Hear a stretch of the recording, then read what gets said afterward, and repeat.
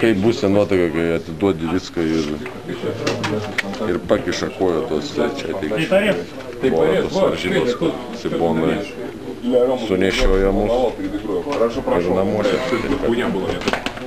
Nežinau, blemba, išmušėm, atrodo, kaip gavom 50. Ir šiandien tokia jūsų diena iš tikrųjų buvo dar. Gintaro kelias. O, aukštui gavai. Tėvelė atvažiavo. Tai ne. Tai buvo...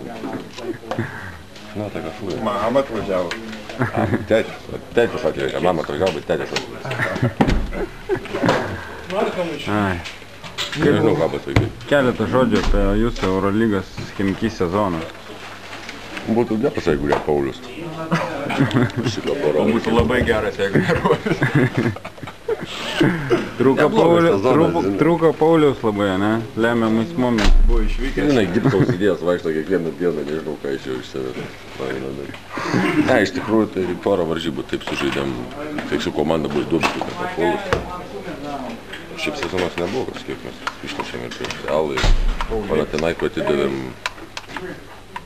nežinau, per tokią durną galvą. Šiaip, dar Rusiją reikia, jeigu CSKA paimtų. Sezonas būtų nusisėkęs. Nu ką, tai sėkmės paimti CSKA. Na, apie tą Šiškai tą patį jaučiu, sakai. Šiška vakar pabėgo, išėjo pro kitą pusę.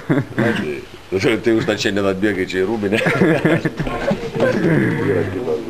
Nu ką, iki.